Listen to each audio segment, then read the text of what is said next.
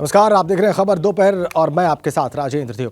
दिल्ली से खबर है, जमीयत उलेमाए हिंद के मंच पर बवाल होने की खबर मिल रही है। अरशद मदनी के बयान के बाद वहां मंच पर बवाल हो गया और कई धर्मगुरुओं ने मंच छोड़ दिया है। जैन धर्मगुरु ने मदनी के बयान पर आपत्ति जाहिर की है। दिल्ली के रामलीला मैदान में जमीयत उलेमाए हिंद के अधिवेशन में मंच पर बवाल हो गया। मौलाना अरशद मदनी ने मोहन भागवत की आलोचना करते हुए कहा कि अल्लाह और ओम एक हैं।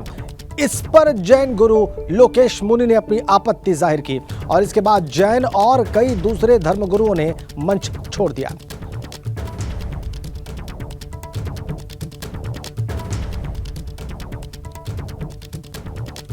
जैन धर्मगुरु ने मदनी के बयान पर आपत्ति जाहिर की और उसके बाद मंच छोड़ दिया। अरशद मदनी के बयान के बाद बवाल हो गया वहां पर।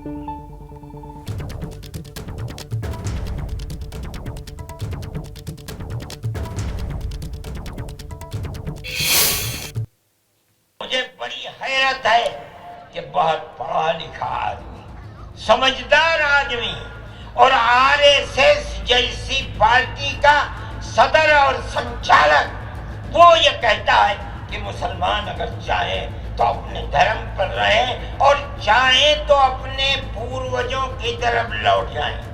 क्या मतलब? हिंदू बन जाएं, इसलिए कि उनके पूर्वज हिंदू। अरे बाबा, हमारा सबसे पहला पूर्वज मनु है। हम तो उसके चरणों के ऊपर अपना सर रखे हुए हैं और दुनिया को कहते हैं कि आओ आओ मनु के चरणों के ऊपर अपना सर रखो। हमारी ये तारीख है, हमारा ये धर्म है। हमको क्या कहते हो? हम तो अपनी जगह के ऊपर हैं, हम किसी को छेड़ते नहीं, हम कभी अपने मज़हब पर नहीं। मैं आज पहली दफे मज़हब पर बोल रहा हूँ, इसलिए बोलता हूँ कि हमारे मजहबी मामलात में दखल क्यों देते हो? हम कहते हैं तुम जाहिल हो, तुम्हें पता नहीं है, तुम नहीं जानते इस मुल्क की तारीख क्या है। हम तुम्हें बताते हैं, इस मुल्क की तारीख ये है कि अल्लाह ने, ओम ने इसी धरती के ऊपर मनु को उतारा है। मनु यानी आदम को उतारा है। उनकी बीवी हम हव्वा कहते हैं, वो हमवती कहते हैं, उसको उतारा है। मेरे पिता तुल्य है, मैं आपको दावत देता हूँ शास्त्रार्थ के लिए। आप दिल्ली आइए, आप मुझे सहारनपुर बुला लेंगे, मैं सहारनपुर आऊंगा और आपको निवेदन करता हूँ, जैन धर्म के 24वें तीर्थंकर भगवान महावीर हुए और उससे पहले भगवान पार्श्व 23वें थे। अरिष्टनेमी जो है योगीराज कृष्ण के चचेरे भाई थे, किंतु याद रखिए उससे पहले तीर्थंकर भगवान ऋषभ थे, जिनके पुत्र भरत और बाहुबली के आधार पर इस भारत देश का नाम पड़ा है। आप ऐसे नहीं मिटा सकते। आपने जो बात कही है मैं सहमत नहीं हूँ और मेरे सारे सर्वधर्म के संत कोई इससे सहमत नहीं है। हम केवल सहमत हैं आपस में मिलजुल के रहे, प्यार से रहे, मोहब्बत से रहे और इसके सिवा ये जो कहानी ओ मन्नू अल्लाह उसकी औलाद, ये फालतू की बातें है। सारा पलीता लगा दिया एकता के सद्भावना के सम्मेलन को। तो अरशद मदनी के बयान पर जमीयत उलेमाए हिंद के मंच पर बवाल हो गया। उसकी तस्वीर और वो बयानात आपने देखे। अब आपको बताते हैं कि अरशद मदनी ने क्या कहा। उन्होंने कहा कि अल्लाह और ओम जो है एक है, अल्लाह और ओम एक है और उनके इस बयान पर भड़क गए जैन गुरु लोकेश मुनि। जैन गुरु लोकेश मुनि ने इस पर अपनी आपत्ति जाहिर की। वो बयान भी हमने आपको दिखाया और इसके बाद कई दूसरे धर्म गुरुओं ने मंच छोड़ दिया। तत्काल बाद जैन गुरु लोकेश मुनि ने स्टेज पर खड़े होकर बयान के जरिए भी अपना विरोध जाहिर किया। उन्होंने कहा कि जोड़ने वाले कार्यक्रम में आपत्तिजनक बातें क्यों हुई हैं। आपको हम अपने संवाददाता अंकित गुप्ता के पास लिए चलते हैं। वो इस सारे प्रकरण पर और विस्तार से रोशनी डालेंगे, बताएंगे कि बात शुरू कैसे हुई और खत्म कहां जाकर हुई। अंकित, देखिए, ये जो कार्यक्रम था, यहाँ पर जो तमाम धर्मों के जो धर्मगुरु थे वहाँ पर मौजूद थे और ये मकसद क्या था? मकसद ये था कि संभाव की एक तरह से वहां पर बात की जानी थी। लेकिन जिस तरीके से अरशद मदनी खड़े हुए और उन्होंने बातें रखना शुरू किया, उन्होंने साफ तौर पर जो है मुस्लिम समुदाय को एक तरीके से अपनी बात को संबोधित करते हुए ये बताने की कोशिश की कि देखिए, हिंदुस्तान में भले ही जो है हिंदुओं की बात होती हो, लेकिन जो मुस्लिम धर्म की शुरुआत है वो यहाँ से हुई है। उन्होंने आदम हव्वा का जिक्र किया, उन्होंने मनु हेमवती का जिक्र किया और ये बताने की कोशिश की कि ये एक ही है। फिर चाहे आप उनको आदम कहिए या फिर जो है उनको मनु कहिए, उनको आदम से आदमी बनते हैं, मनु से मनुष्य बनते हैं, लेकिन वो एक ही इंसान है। और वो धर्म कौन सा पालन करते थे, यहाँ से विवाद बढ़ना शुरू हुआ है। उन्होंने कहा कि वो धर्म पालन करते थे, वो अल्लाह की इबादत करते थे और उसकी जो शुरुआत हुई है वो भारत से ही हुई है। यानी कि जो एक तरफ जो है ये बात होती है कि सनातन धर्म जो सबसे प्राचीनतम धर्म है, और यहाँ पर उन्होंने ये बताने की कोशिश की कि देखिए यहाँ पर अल्लाह की इबादत करता था जो पहला मनुष्य या पहला आदमी जो इस धरती पर आया था। और वहां से विवाद बढ़ना शुरू हुआ और वो वहीं पर नहीं रुके। उसके बाद में उन्होंने तमाम ऐसी चीजें कही जिससे कि वहां पर जो मौजूद अलग अलग धर्मों के धर्मगुरु थे वो जो है वहीं पर से भड़कना शुरू हो गई, या उनकी जो बयान था उस पर आपत्ति दर्ज करवानी शुरू कर दी। इसी वजह से जैसे ही अरशद मदनी का बयान खत्म हुआ, जैन गुरु जो वहां पर मंच पर आए, तमाम लोग मंच पर आए और उन्होंने अपना विरोध भी दर्ज करवाया। निश्चित तौर पर कार्यक्रम जो है जिस मकसद से बुलाया गया था, वहां पर इस बयान ने उसको एक अलग ही स्वरूप दे दिया। जी जी जी बिल्कुल, और पूरा कार्यक्रम डिरेल हो गया ऐसा लगता है। आपकी जो रिपोर्ट है उससे ऐसा जाहिर हो रहा है। बहुत बहुत धन्यवाद आपका अंकित इन तमाम जानकारियों के लिए। और आपने देखा दिल्ली में क्या हुआ। अब हम आपको सीधे लिए चलते हैं लखनऊ, जहां पर ग्लोबल इन्वेस्टर्स समिट में केंद्रीय मंत्री अनुराग ठाकुर अपनी बात कह रहे हैं। Yesterday, we inaugurated the Khelo India Winter Games, where from 29 states and union territories, 1,500 plus players are participating in Gulmarg, Jammu and Kashmir. Yesterday also we have concluded the Khelo India Youth Games, where more than 5,812 players participated and 12 players broke 25 national records in the Khelo India Games this year. And I am pleased to say, last year when Haryana organized the Khelo India Youth Games, 12 national records were broken, and this year 25 national records are broken. Out of 12 last year, 11 national records were broken by the girls. बेटियों ने 11 national record तोड़े थे, and this year out of 25, more than 19 records are broken by the girls. So that means बेटी और बेटियां ज़्यादा अच्छा वहाँ पर प्रदर्शन कर पा रही हैं। कुछ बातें मुझे यहाँ पर जरूर बतानी है, and I like to say it in English so that all would understand. One of the gold medal winner is Sonam. Her father is a brick-kiln laborer. She hails from a far-flung area, and she has won the gold medal in the 2,000 meter steeplechase. Shanti Viswas, her father is a cab driver. She hails from West Bengal, Natia village, which is on the border of Bangladesh. She won 3 medals, including 2 gold medals. Another is Asha Kiran Barla. She is among the 4 children. She lost her father. Her mother is the only bread earner in the family. She is a laborer. And look at her, how she has worked well, progressed well. She has won the gold medal in 1500 meter event. So one after another, our girls have done extremely well. Martina Devi,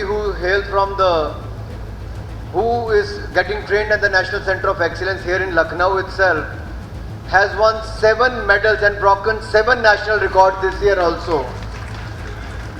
ग्रामीण भारत के बच्चों ने ज़्यादा अच्छा करके दिखाया है. It is from the rural India, from the children and the players who have done extremely well. So what do we need? We need infrastructure in the urban areas as well as in the rural areas. We need more events, competitions and leagues in the country today. We need more coaches and trainers. And for a country as diverse as India, we need different models. One model can't fit all. For a state like Uttar Pradesh, where you have 250 million people living in Uttar Pradesh, you can understand the requirement of Uttar Pradesh. So on one hand, we have the MotoGP. On the other hand, we have the Formula E, which we concluded yesterday in Hyderabad. MotoGP will happen in the state of Uttar Pradesh. At the same time, we have traditional games like Malkham, Yogasana, Kalaripattu, Thangta, Gatka also making news in the country.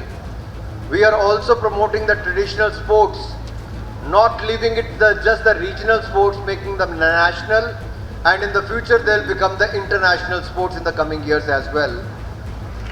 So friends, what we need today is the size and scale to attract more investment into the country. And while we get more investment, we also need to increase the speed to deliver the infrastructure at the grassroots level. We shouldn't take more than, as of now, we are taking 2 to 3 years to build an indoor stadium. I was looking at the record. It takes more than 24 to 30 months to build a 8 crore rupees worth indoor stadium. It should be finished in 10 months time. It should be dedicated to the sports person in the least time. And we are working towards that direction.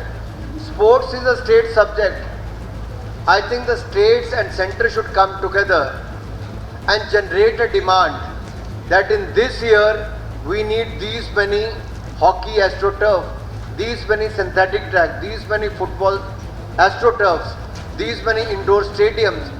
Then the industry will be keen to have the plants installed here, make in India facilities here, and we can do it together from health department to the education department. Various other departments are also building infrastructure. Global investor summit चल रही है लखनऊ में, आज उसका आखिरी दिन है और केंद्रीय खेल मंत्री अनुराग ठाकुर वहां पर बता रहे हैं कि किस तरह की उपलब्धियां प्राप्त हुई हैं खेलों में। आगे बढ़ते हैं, बड़ी खबर है, वाराणसी में स्वामी प्रसाद मौर्य का विरोध हुआ है। हिंदूवादी संगठनों ने जबरदस्त विरोध प्रदर्शन किया है। मानस पर उनके विवादित बयान के बाद भड़क गए हैं हिंदूवादी संगठन। ये तस्वीरें आप देखिए, स्वामी प्रसाद मौर्य जब वाराणसी पहुंचे तो किस तरीके से हिंदूवादी संगठनों के कार्यकर्ताओं ने उनका विरोध किया और पुलिस के लिए कितनी बड़ी चुनौती रही इस प्रदर्शन के बीच में से स्वामी प्रसाद मौर्य को निकालकर सुरक्षित ले जाना। वाराणसी से सोनभद्र जाते वक्त स्वामी प्रसाद मौर्य का विरोध हुआ। समाजवादी पार्टी के नेता है, एमएलसी है, जब वाराणसी पहुंचे तो ऐसे हिंदूवादी संगठनों ने विरोध किया। तस्वीरें वाराणसी की, वाराणसी से सोनभद्र जा रहे थे सड़क मार्ग से और ऐसे उनके काफिले के सामने पहुंचकर हिंदूवादी संगठनों के कार्यकर्ताओं ने, लोगों ने अपना विरोध जाहिर किया। हर हर महादेव के नारे लगा रहे थे ये लोग, बहुत साफ आप सुन सकते हैं। पुलिस के लिए चुनौती थी। तो वाराणसी में स्वामी प्रसाद मौर्य का ऐसे हिंदूवादी संगठनों के कार्यकर्ताओं ने विरोध किया।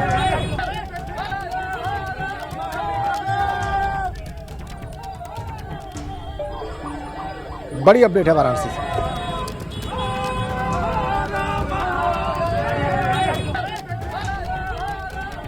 हर हर महादेव के नारे लगाते हुए आप हिंदूवादी संगठनों के कार्यकर्ताओं को बहुत साफ सुन सकते हैं। आगे बढ़ते हैं, आगरा में G20 के प्रतिनिधि आज ताजमहल का दीदार करेंगे और जब डेलीगेशन के लोग ताजमहल का दीदार करने आएंगे तो उन्हें 2 ताजमहल देखने को मिलेंगे, एक सफेद संगमरमरी ताजमहल और एक रेत से बना हुआ ताजमहल। रेत से बना ताजमहल असली ताजमहल के सामने यमुना की तलहटी पर बनाया गया है। ये देखिए आप, असली ताजमहल के सामने रेत का ये ताजमहल बनाया गया है और इस पर आई लव इंडिया लिखा गया है। यमुना की तलहटी पर उसका जो सैंड बेड है उस पर इस तरीके से रेत का ये ताजमहल बनाया गया है। असली ताजमहल के ठीक सामने ये असली ताजमहल और इसके ठीक सामने ये रेत का ताजमहल बनाया गया है, जिसको हमने आपकी स्क्रीन पर रखा हुआ है। अतिथि देवो भव की परंपरा को साकार करते हुए जिस तरह से हिंदुस्तान ने G20 देशों के मेहमानों का स्वागत किया है, उससे वो बहुत ज़्यादा गदगद नज़र आ रहे हैं। और आज उनका दूसरा दिन है, कई सारे सत्रों में चर्चा लेने के बाद, चर्चा में भाग लेने के बाद आज जब शाम को वो ताजमहल का दीदार करेंगे, तो ऐसे में ताजमहल के बैक साइड में जब जिस तरफ कालिंदी बह रही है, यमुना बह रही है, वहाँ से जब वो बैक व्यू देखेंगे तो उनके लिए किस तरह से सेंट ताजमहल बनाया गया है, जो शाम के वक्त बहुत ज़्यादा भव्य और आकर्षक लगेगा। और यहाँ वही मैसेज दिया गया है जो G20 की थीम है, वसुधैव कुटुंबकम। तो और इसके साथ ही इस सेंट ताजमहल में आई लव इंडिया को भी उकेरने की कोशिश की गई है। तो ये काफ़ी खूबसूरत नज़र आ रहा है। यमुना नदी के पाशर में किस तरह से रेत से ये ताजमहल को बनाया गया है और G20 का जो लोगो है वो भी इसमें उकेरा गया है। हमारे साथ बात करने के लिए विजय कुमार सिंह हैं, जोनल अधिकारी। विजय जी, ये बताइए कि कोई कोर कसर नहीं छोड़ रहे हैं, कैसे एक अच्छा मैसेज कैसे जाए, और आज जब वो ताजमहल का दीदार करेंगे तो जब वहाँ से देखेंगे तो बड़ा खूबसूरत नज़र आएगा। वसुधैव कुटुंबकम की भावना के अनुरूप हम लोगों ने G20 के अतिथियों का स्वागत भरपूर शक्ति के साथ किया है। उसी क्रम में हम लोगों ने ये दूसरा ताजमहल अपने साथी कलाकार अरुण जी के माध्यम से यहाँ बनाया है। अतिथि जब ताजमहल से पीछे का व्यू देखेंगे तो उन्हें एक दूसरा ताजमहल सेंड का बना हुआ दिखाई देगा। ताजमहल सेंड का नज़र आएगा। देखिए किस तरह से G20 लोगो यहाँ उसमें उकेरने की कोशिश की गई है। ताजमहल का जो मेन स्ट्रक्चर है उसको रेत से बनाने की कोशिश की गई है। बलिया से ये टीम आई है, जो सैंड आर्टिस्ट हैं रूपेश सिंह हमारे साथ हैं। आपसे मैं बात करना चाहूँगा कि ये बताइए कि किस तरह से कितने दिनों से इसको बना रहे हैं? पिछले 3 दिनों से लगातार काम कर रहा हूँ। मैं रूपेश सिंह महात्मा गांधी काशी विद्यापीठ से मास्टर ऑफ फाइन आर्ट का छात्र हूँ।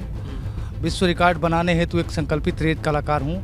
मूल निवासी बलिया का हूँ। बलिया के क्या लग रहा है कि ये एक बहुत ज़बरदस्त लुक आने वाला है, जब वहाँ से देखेंगे तो जरूर कहेंगे वाह। हाँ, जैसे देश दुनिया से आने वाले जो भी आगंतुक हैं हमारे देश में, जो G20 के, उनको स्वागत करने के लिए आगरा में, जो आगरा के वाइट ताजमहल से अगर हमारे सैंड की ताजमहल का दीदार करेंगे तो हमें ऐसी अनुभूति होगी कि उनके स्वागत में वसुधैव कुटुंबकम के स्लोगन के अनुसार कहीं ना कहीं हमारे देश से उनको बहुत बड़ा स्वागत कहा जाएगा। तो आप समझ सकते हैं, तो आगरा प्रशासन कोई कोर कसर नहीं छोड़ रहा है।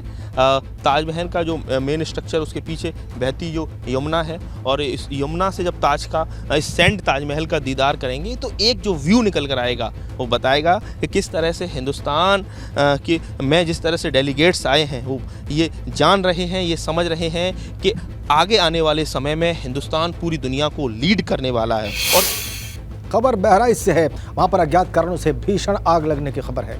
आग की चपेट में आकर 3 घर जलकर राख हुए बताए जाते हैं। इस भीषण आग में ग्रामीणों की गृहस्थी जलकर खाक हो गई। किसान के घर के सामने खड़ा ट्रैक्टर भी जल गया है। सुजौली इलाके के भवानीपुर वनग्राम की यह घटना है। आप देखिए कैसे धू धू करके जल रहा है ये सारा कुछ। किसान के घर के सामने, घर तो जला ही, किसान के घर के सामने रखा ट्रैक्टर भी जलकर खाक। भीषण आग की चपेट में आए 3 घर बहराइच में।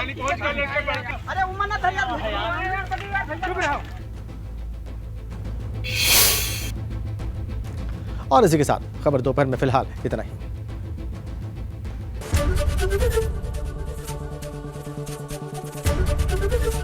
एबीपी गंगा, खबर आपकी, जुबान आपकी।